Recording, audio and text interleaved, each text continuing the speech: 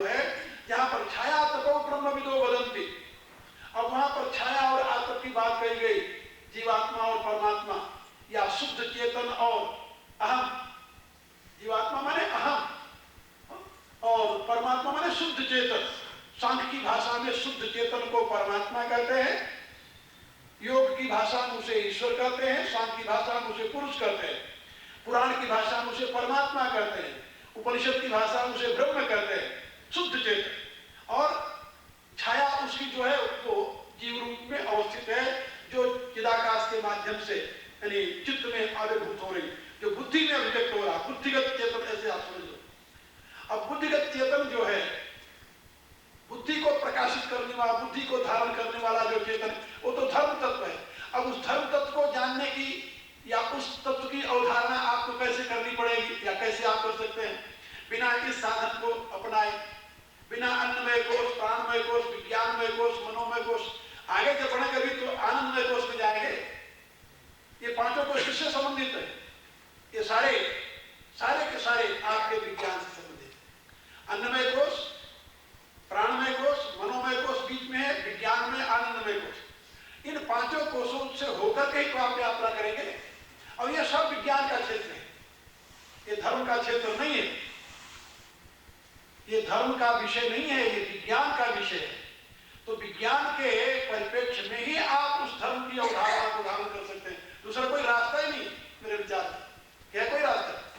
क्या राय? आप अन्नमय कोश, प्राणमय कोश, मनोमय कोश, विज्ञानमय कोश से आगे बढ़ेंगे तभी तो आनंदमय कोश में पहुंचेंगे देवता, तभी तो उसकी अनुभूति होगी। तो आनंदमय कोश की अवधारणा किसके आधार पर करेंगे? विज्ञानमय कोश। और ये सारा क्षेत्र जो है वो विज्ञान का है।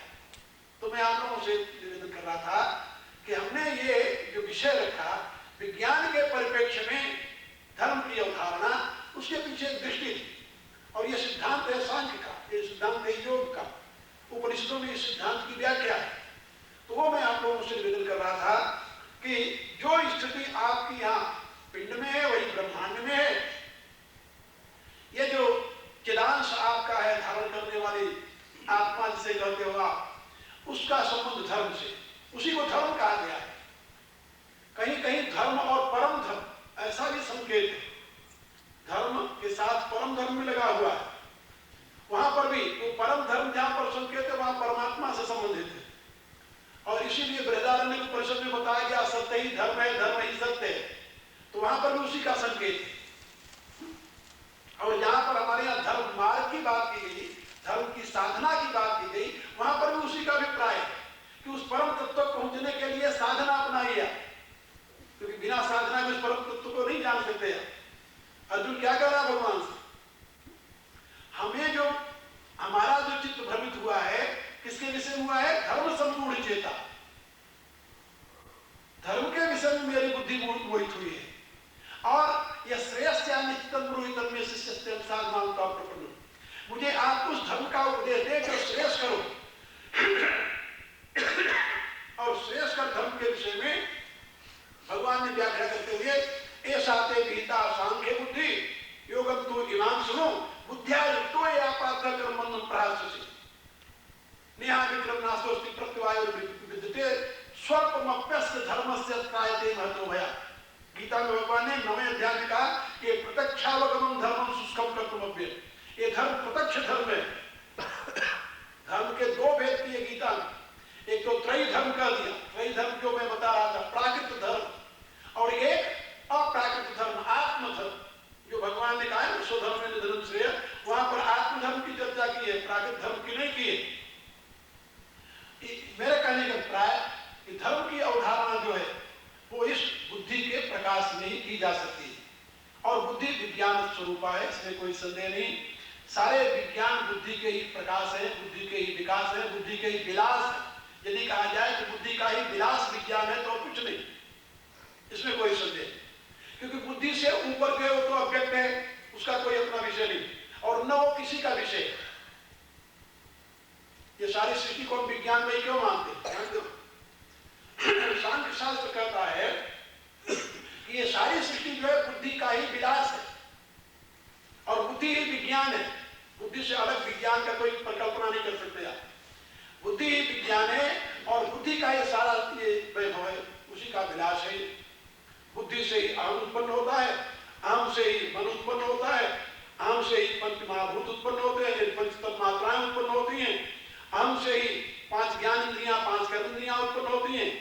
ये 16 विकार, 8 प्रकृति, 16 विकार जो है, ये सब बुद्धि का विलास है। इसलिए ये सारी सृष्टि विज्ञान में है, ऐसे कह दो कि सारी सृष्टि बुद्धि में है, इसमें कोई अतिशयोक्ति न होगी।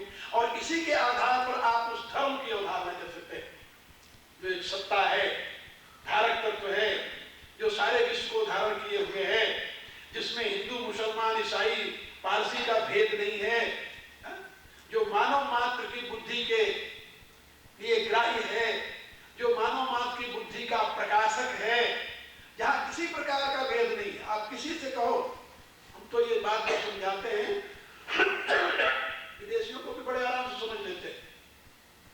और जब वो मेरे से पूछते हैं कि आप सनातन धर्म में क्यों करते हैं, सनातन माने होता है eternal, this is a divine law, this is eternal law my boy. हम उनको समझाते हैं ये तो डिवाइन लॉ है, ये तो नित्य विज्ञान है, ये कोई नया नहीं, इसको मैंने नहीं पैदा किया है। जैसे न्यूटन से पहले लॉ ऑफ ग्रेविटेशन एग्जिस्ट करता था, उसी रूप से हमारे ऋषि जब उत्पन्न नहीं होते उनसे पहले भी एग्जिस्ट करता था। इसीलिए तो कहते हैं यो ब्रह्मांड विदधाति तम यो वेदांत से प्रणो तस्मै तमहादेवम आत्मबुद्धि प्रकाशक मुख्य वैष्णव हम प्रपंच। मेरे कहने का प्राय कि ये तो नित्य सत्य है, और नित्य सत्य जो है वही सनातन है। सनातन में नम हो रतादेश अथर्ववेद अथर्ववेद में सनातन धर्म की व्याख्या की गई, बड़े शब्द सनातन शब्द की।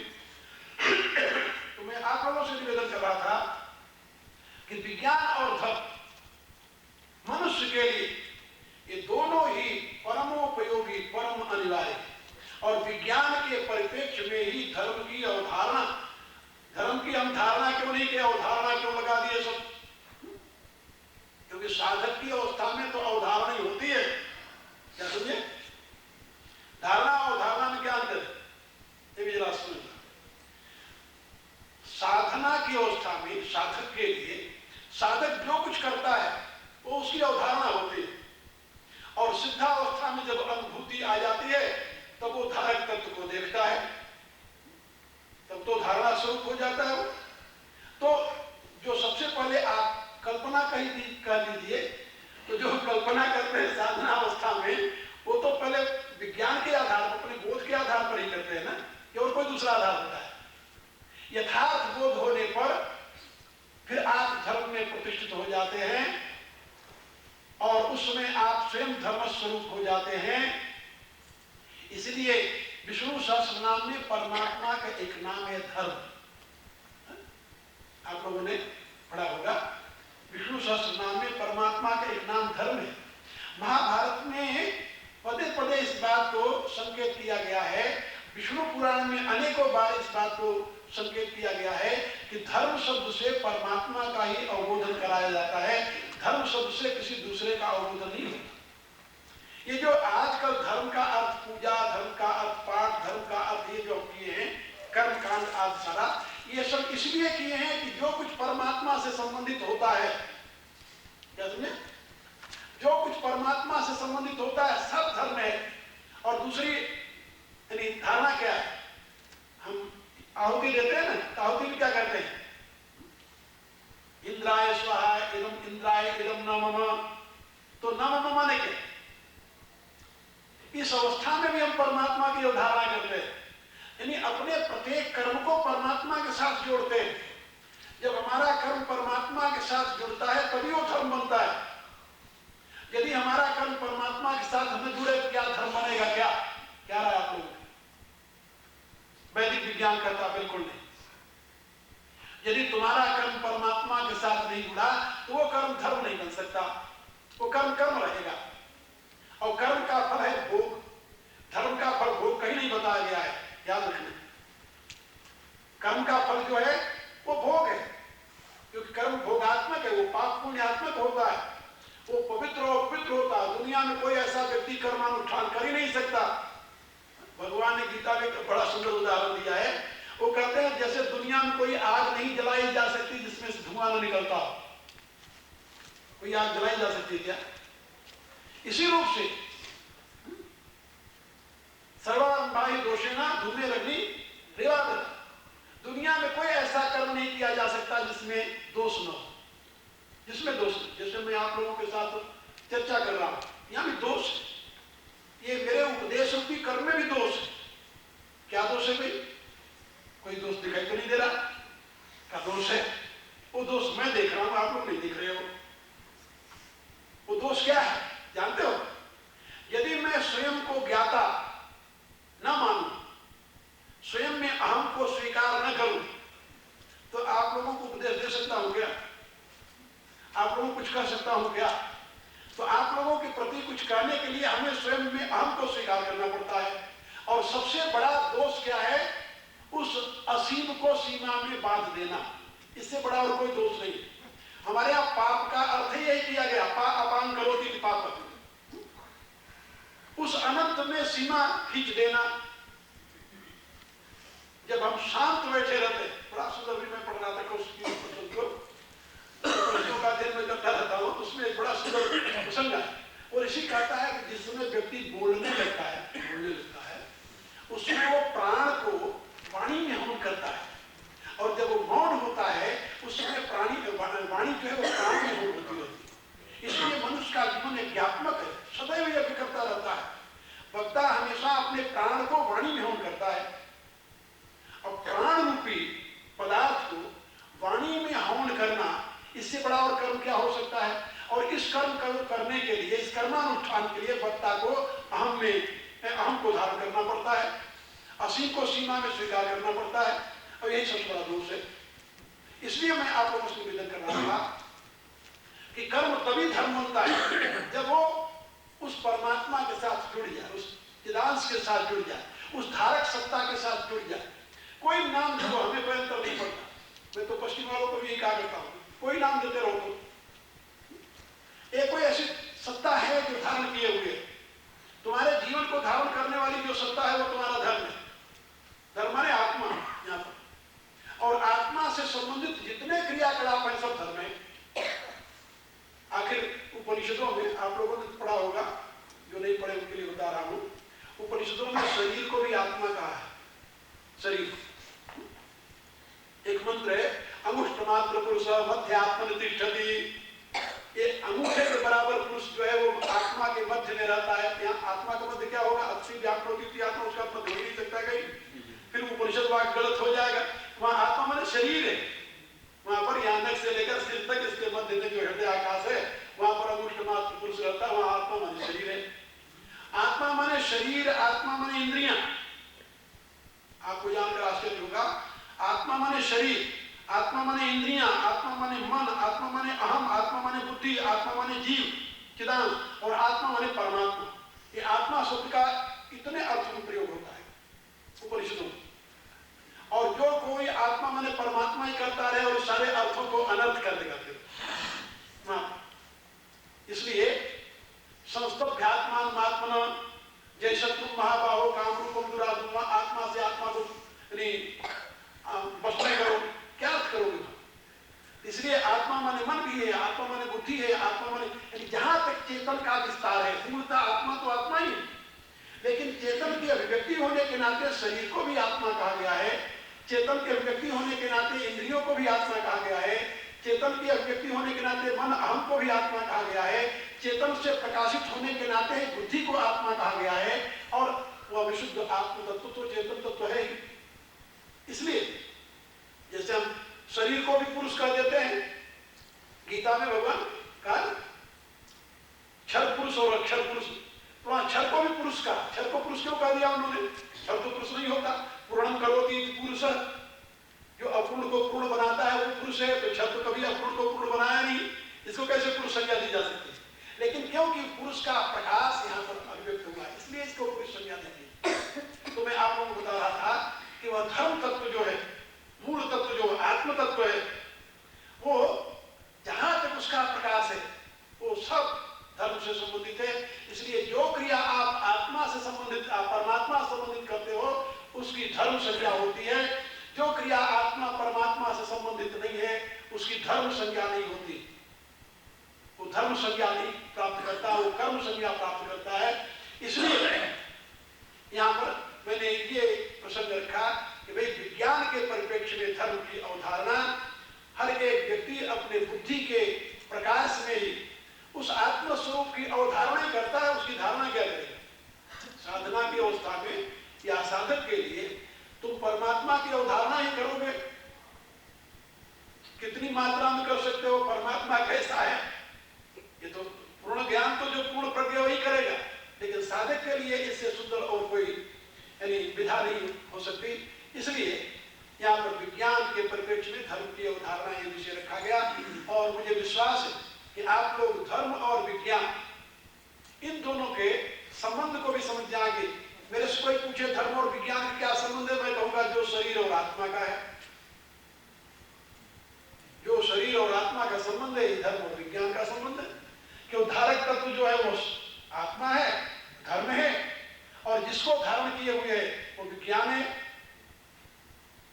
चेतन के प्रकाश में ही बुद्धि की प्रतिष्ठा है, पुरुष के प्रकाश में ही प्रकृति की प्रतिष्ठा है। यहाँ पर उपनिषद का एक मंत्र बोल करके मैं ये इसे विराम दे रहा हूं, जिसमें ये बात समझाई गई है। यस्तंतु नाभिव तंतुभिः प्रधानये स्वभावतो देवमे का समावरण सनोदधा ब्रह्माप्य। ऋषि प्रार्थना करते हैं उस परमात्मा से। वो कहते हैं कि यस्तंतु नाभिव तंतुभिः प्रधानये स्वभावतो देव एक समावरण। जैसे मकड़ी अपने आश्रित जाले को निकाल करके फैला देती है और स्वयं उसमें प्रवेश हो जाती है, उससे अपने आप को आदर कर लेती है, इसी रूप से प्रधान रूपी तत्व को जो अपने आश्रय से अभिव्यक्त करके इस जगत का निर्माण करता है और स्वयं उसमें जाकर के आवृत हो जाता है, उसी प्रधान से आवृत हो जाता है, वह देव मुझे ब्रह्म तत्व को प्राप्त करा प्रार्थना करता है। सर्वोदधा ब्रह्माप्य। इस शब्द के साथ आप लोग ये समझ गए होंगे कि यहाँ पर उस ब्रह्म तत्व को जानने की या उस ब्रह्म तत्व को प्राप्त करने की जो प्रार्थना कर रहा है ऋषि, वो उसी माध्यम से कर रहा है। माध्यम वही है, दूसरा कोई माध्यम नहीं है। हम आप सब यहाँ बैठे हुए बुद्धि के माध्यम से सारी बात कर रहे हैं। आत्मा के स्तर पर तो ना हमें समझना है, ना आपको समझाना है और न कुछ करना है। आत्मा न कभी बंधन में आया, न कभी मुक्त हुआ, उसमें न कभी दोष होता है, न कभी रोग होता है, वो तो असंग है पुरुष, उसके लिए कुछ नहीं करना है। तो हम लोगों के जीवन का जो आधार है, जिस क्या बोलते हैं भूमि पर हम लोग खड़े हैं, वो प्राकृतिक तत्व है, वो बुद्धि से लेकर के और स्थूल शरीर तक फैला हुआ है। और इसी के जानने का, इसी को समझने का, इसी के कार्य कारण संबंध को अनुभव करने का ये सारा जो प्रवाह है, ये सब विज्ञान बुद्धि के प्रकाश में ही अवस्थित है। बुद्धि का ही विषय है सारा, परमात्मा बुद्धि का विषय नहीं है, ये बताया गया शास्त्रों में। लेकिन ये भी बताया गया कि जब बुद्धि ये सारे पदार्थों को जान जाती है, जानने के बाद जब यहाँ से विमुख होती है, तो वो परमात्मा को देखती है, उस परम तत्व का अवबोध प्राप्त कर लेती है। तो धर्म और विज्ञान, इन दोनों को ऐसे आप समझ लें, शरीर से संबंधित विज्ञान है। शरीर माने स्थूल सूक्ष्म कारण तीनों शरीरों से, और इसका प्रकाशक जो इसका धारक तत्व जो है वह आत्मा से संबंधित धर्म है। इसलिए हम सब सनातन धर्मी। सनातन धर्मी माने ये नहीं कि हम मूर्ति पूजते हैं या हम पूजा पाठ करते हैं, हम गंगा नहाते हैं, हम गायत्री जपते हैं, इसका अर्थ नहीं। सनातन धर्मी माने हम लोग उस आत्म धर्म में आस्था रखते हैं। हमसे जब लोग पूछते हैं हिंदू धर्म के विषय में, तो मैं कहता हूं भाई हिंदू धर्म कभी कब पैदा हुआ? हम लोग तो जानते नहीं थे हिंदू धर्म क्या होता है। हमारे यहाँ कभी किसी ने बताया हिंदू धर्म कोई चीज है? सनातन धर्म, सनातन धर्म, सत्य धर्म की बात कुछ करते रहे, हिंदू धर्म कभी ना मिल। ये हिंदू धर्म तो ये क्या बोलते हैं, मुसलमान धर्म और ईसाई धर्म जब से आया तब से हिंदू धर्म निकला बगल, उसके प्रतिकार के रूप में हम हिंदू हैं, तुम्हारा हिंदू धर्म है। लेकिन धर्म है सनातन, हम सब सनातन धर्मी हैं। और सनातन धर्म इसलिए कि हम आत्मा की नित्यता में आस्था करते हैं, और आत्मा ही हमारा अंतिम लक्ष्य है, वही हमारा प्राप्तव्य है, और वही हमारा धर्म है। इसलिए हम सनातन धर्मी हैं। और जो असनातन तत्व है, प्रकृति का प्रवाह चलता है, इसका हम प्रयोग करते हैं केवल साधन के रूप में। ऐसा स्वीकार करते हुए धर्म और विज्ञान इन दोनों विषयों को आप लोग समझें। मेरे विचार से बहुत ही स्पष्ट बात हो गई है और आप लोग बड़े आराम से इसको समझते हुए अपने हृदय में धारण कर सकते हैं। और विशेष रूप से जिन विद्वानों ने आज की गोष्ठी में भाग लिया है, मेरी अनंत मंगल कामनाएं उन सभी के प्रति हैं। प्रभु से मेरी प्रार्थना है कि वह करुणानिधान भगवान सभी विद्वानों को ऐसी सामर्थ्य दे जिससे बड़े स्पष्ट रूप से मानव समाज के समक्ष अपनी इस बात को रखें। अभी एक बात परेश जी ने मेरे सामने रखी थी, वो मेरे अभी याद आ गई, वो भी मैं बता दूं। इन्होंने पूछा था कि भगवान आखिर किस धर्म की रक्षा के लिए अवतार लेते हैं। तो जब धर्म अपने स्थान से च्युत हो जाता है, धर्म तो नहीं च्युत होता, लेकिन धर्म की धारणाएं जब च्युत हो जाती है, उस अवस्था में प्रभु उस शाश्वत धर्म की रक्षा के लिए अवतार देते हैं। अवधारणाएं जब च्युत हो जाती हैं, तब भगवान अपने शाश्वत धर्म की रक्षा के लिए अवतार लेते हैं। अर्जुन ने स्पष्ट शब्दों में कहा है गीता में, तुम बेहद शाश्वत धर्म गोप्ता सनातनस्तम पुरुषो भतो में। आप शाश्वत धर्म के रक्षक हैं, और शाश्वत धर्म माने आत्मधर्म। ये बात याद रखो, जब आत्मा में अनात्मा की भ्रांति हो जाती है या अनात्मा में आत्मा की भ्रांति हो जाती है, उस अवस्था में प्रभु का अवतरण होता है और उसी धर्म की रक्षा करते हैं। यहाँ एक बात और आप लोगों को बताओ, गीता का उपदेश जब भगवान दे रहे थे, उसमें उन्होंने एक बात कही कि हे अर्जुन, ये मेरे द्वारा दिया गया जो योग है, ये इस समय प्राय नष्ट हो गया है। सकाले नियमता योगो नष्ट परंतप, तो अब इस काल में नष्ट हो गया है और इसके उद्धार के लिए, इसके प्रकाश के लिए ही मेरा आविर्भाव हुआ है, इसकी प्रतिष्ठा के लिए ही मेरा आविर्भाव हुआ है। जब जब इस धर्म का पतन होता है, ह्रास होता है, ग्लानि होती है, तो मैं अवतार लेकर इसको प्रतिष्ठित करता हूँ। यदा यदा धर्म से ग्लानि भवति आदि। अब यदि मैं पूछूं उस समय किसी भी विद्वान से कि भाई जिस समय निवृत्ति धर्म के प्रवर्तक, वेदांत शास्त्र के रचयिता, ब्रह्म सूत्र के रचयिता, उत्तर मीमांसा के व्यासदेव मौजूद हैं, जब भगवान ने व्याख्यान दे रहे हैं, और प्रवृत्ति धर्म के प्रतिष्ठापक पूर्व मीमांसा के रचयिता जैमिनी भी मौजूद हैं वहां पर। जैमिनी का मीमांसा शास्त्र उस समय अपने में महत्व का स्थान रखे हुए, और व्यास का उत्तर मीमांसा जो है वो भी शारीरिक जिसे मीमांसा करते हैं, वो भी अपना महत्व का स्थान रखे हुए हैं। और उस अवस्था में भगवान कह रहे हैं मेरा बताया हुआ दिव्य ज्ञान तो लोप हो गया है।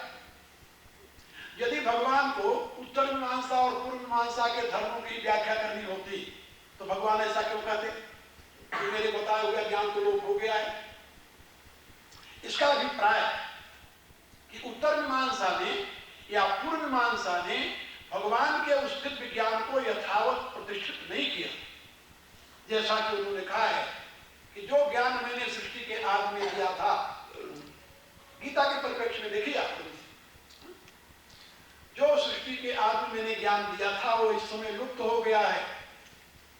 और तब अर्जुन कहता है कि उसी की रक्षा के लिए तो आप आए हैं, तुम भी अशास्त्र धर्म को होता। इसका अभिप्राय प्रवृत्ति मार्ग और निवृत्ति मार्ग, जो दो मार्ग अलग अलग कर दिए गए हैं, भगवान को यह अभीष्ट नहीं है। इसीलिए गीता में भगवान ने किसी प्रवृत्ति और निवृत्ति मार्ग की चर्चा नहीं की है। पूरे अपने उपदेश में उन्होंने कहीं भी प्रवृत्ति मार्ग और निवृत्ति मार्ग की चर्चा नहीं की, बल्कि एक ऐसे मार्ग का दिग्दर्शन कराया है जो किसी भी अवस्था में रहने वाला व्यक्ति देश काल परिस्थिति की सीमा से बंधा हुआ नहीं, देश काल परिस्थिति की सीमा से परे होकर किसी भी स्थिति और व्यवस्था में रहने वाला व्यक्ति परम मोक्ष को प्राप्त कर सकता है। ऐसे मार्ग का निर्देश किया है भगवान ने गीता। यहाँ पर अधिकारी भेद के लिए कोई स्थान नहीं है। गीता के ज्ञान का अधिकारी कौन है?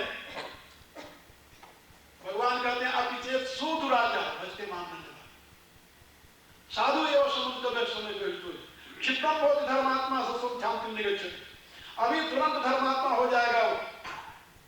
अब जे सुदुराचार, यहाँ पर इसलिए मैं आप लोगों को बता रहा था कि जिस धर्म की प्रतिष्ठा के लिए भगवान का आविर्भाव हुआ, जिस धर्म का उपदेश भगवान यहाँ कर रहे हैं, वह धर्म अपने आप में अद्वितीय है। उसका नाम है शाश्वत धर्म व सनातन धर्म। वो पूर्व मीमांसा द्वारा प्रतिपादित धर्म नहीं है। पूर्व मीमांसा द्वारा प्रतिपादित धर्म को भगवान ने नहीं माना, ऐसी बात नहीं, माना है, लेकिन उन्होंने 9वें अध्याय में कहा एवं त्रयी धर्मनु प्रपन्ना गतागतम काम कामा लभन्ते। त्रैविद्या पापाय ये मेरे कहने का प्राय कि भगवान ने पूर्व की मान्यताओं का खंडन नहीं किया, उनकी यथार्थ स्थिति का उपदेश दिया। ये मान्यताएं थी पहले, और केवल भगवान ने उसका खंडन इस प्रकार से यानी उसकी वो नहीं की व्याख्या की, बल्कि हमें भगवान से पूर्व मुंडकोपनिषद में, कठोपनिषद में भी इस प्रकार के मंत्र मिलते हैं, जहां पर भी त्रय धर्म की व्यवस्था का यानी विश्लेषण करते हुए ये बताया गया कि ये सब अदृढ़। इसलिए मैं आप लोगों से बता रहा था कि त्रय धर्म को उन्होंने बताते हुए कहा कि ये श्रेय का मार्ग नहीं है, ये सब गतागतम काम कामा लभन्ते वाले। और उत्तर मीमांसा के लिए उन्होंने कहा तो अपने 13वें अध्याय में ऋषिभिर्बहुधा गीतम ब्रह्मसूत्रोपदेश तो ब्रह्मसूत्र का अध्ययन करके मैंने देखा कि ब्रह्मसूत्र के ऊपर जो शांकर भाष्य है, यही ब्रह्मसूत्र का मंतव्य है, ऐसा मानना भूल है। तो मैं फिर जोर देकर कह रहा हूं आप लोगों से, उसको पुनः चिंतन करना चाहिए, उपनिषदों का चिंतन और मनन करना चाहिए। अभी कुछ विद्वान से चर्चा हो रही थी शांकर भाष्य के विषय में, तो कहा कि उन्होंने जो सिद्धांत कहा है उत्तर मीमांसा, मैंने उनसे बताया उनका उत्तर मीमांसा में केवल 4 उपनिषदों के कुछ वाक्यों का समन्वय किया है। वहां पर महर्षि व्यासदेव स्वतंत्र किसी दर्शन की व्याख्या नहीं की है, इसलिए वो मननीय विषय है। हाँ, इतना जरूर है कि उसमें जो व्याख्या उन्होंने दी है वह सबके सब उस शाश्वत धर्म से संबंधित है, क्योंकि समदम उपरति तितिक्षा श्रद्धा और समाधान, ये महाभारत के शांति पर्व में बताया गया कि ये मोक्ष धर्म के मुख्य आधार हैं। और मोक्ष धर्म किसी यानी वर्ग विशेष के लिए नहीं है, कोई भी व्यक्ति हो यदि मोक्ष धर्म का भिक्षु है तो उसका विभाजन हो सकता है साधना के द्वारा। तो मैं आप लोगों से निवेदन कर रहा था कि उसी धर्म की रक्षा के लिए भगवान का अवतार हुआ है। भगवान का अवतार किसी कर्म कांड की प्रतिष्ठा के लिए नहीं हुआ। ये तो आप लोग भगवान के चरित्र को पढ़ करके देख सकते हैं। किसी भी प्रकार के कर्म कांड की न तो भगवान ने महिमा गाई है और न तो भक्ति की। हाँ, गीता के दूसरे अध्याय में जरूर उन्होंने कहा वेदवादता की बात नहीं, कामात्मा स्वर्ग पराजन कर्म फल प्रदान क्रिया विशेष भोगान भोगेश। इस प्रकार से उन्होंने उसका निराकरण तो किया है, संकेत किया है साधक के लिए। और उन्होंने कहा कि जो जिस स्थिति में उसी स्थिति से साधना करता हुआ परम तत्व को प्राप्त कर सकता है, इसमें जरा भी संदेह। तो धर्म के यथार्थ स्वरूप की अवधारणा प्रदान करने के लिए ही भगवान का आविर्भाव हुआ है। किसी काल्पनिक धर्म में उन्होंने मानव को नहीं फंसाया, ऐसा मेरा मत है। और बड़ी लंबी बातें हैं, अब ये थोड़े समय आप लोगों को बतावे। जितनी बातें मैंने निवेदन की उस पर मनन कीजिए। इतने ही याद रखिए कि शरीर के रहते हुए भगवान का भजन कर सकते हो। अब ये शरीर जो है बुद्धि से लेकर स्थूल तक ये सब विज्ञान का पक्ष है, और इसको धारण करने वाली सत्ता धर्म है, आत्मा से संबंधित। तो इस विज्ञान के प्रकाश में आप उस धर्म की अवधारणा कर सकते हैं। मेरा ऐसा विचार है। आगे आप लोग इस पर चिंतन करते रहेंगे तो और भी कुछ निकलेगा। ओम विश्वादेव ओम पूर्णमदः पूर्णमिदं पूर्णात् पूर्णमुदच्यते पूर्णस्य पूर्णमादाय पूर्णमेवावशिष्यते। अनंत मंगल कामनाएं, बहुत बहुत आशीर्वाद, करुणा निधान भगवान से मेरी नित्य की प्रार्थना है कि आप लोगों को ऐसी सामर्थ्य दे जिससे इस सार्वभौम धर्म को, जिसको सनातन धर्म मैंने भी कहा है, दुनिया के सामने आप प्रस्तुत कीजिए। इस विज्ञान के परिप्रेक्ष्य में धर्म को प्रतिष्ठित करेंगे तो दुनिया इसे हृदय से स्वीकार करेगी। इसमें कहीं किसी के लिए जाति भेद नहीं है, वर्ण भेद नहीं है, आश्रम भेद नहीं है, व्यवस्था भेद नहीं है, अवस्था भेद नहीं है। बिल्कुल मानव मात्र के लिए बिल्कुल साफ रास्ता है, और ये विज्ञान सम्मत है, बुद्धि सम्मत है, इसमें जरा भी संदेह ले रही है। इन्हीं शब्दों के साथ अनंत मंगल कामनाएं व्यक्त करते हुए मैं अपने विचारों को विश्राम देता हूँ। फिर कभी मिले।